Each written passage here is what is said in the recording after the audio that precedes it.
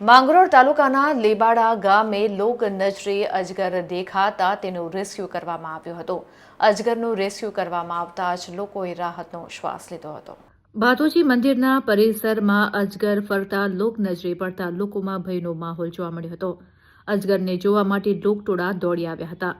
જો કે આ અજગર કોઈ પ્રાણી કે માનવીને હાનિ પહોંચાડે તે પહેલા જ તેનું રેસ્ક્યુ કરવામાં આવ્યું હતું। રેસ્ક્યુ કરાયેલા અજગરને સહી સલામત સ્થળે છોડી દેવા માટેની તજવીજ હાથ ધરવામાં આવી હતી। રેસ્ક્યુ સમયે ખેતરના આગેવાન કેતન ભટ્ટ તથા કૌશલ મોદી પણ ઉપસ્થિત રહ્યા હતા। અજગરનું રેસ્ક્યુ કરાયા બાદ ગ્રામજનોએ રાહતનો શ્વાસ લીધો હતો।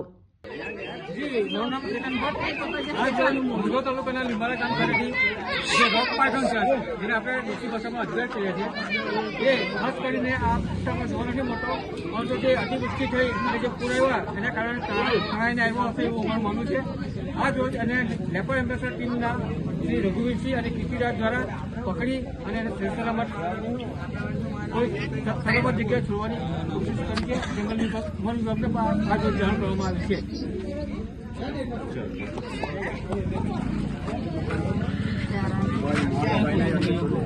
પકડો।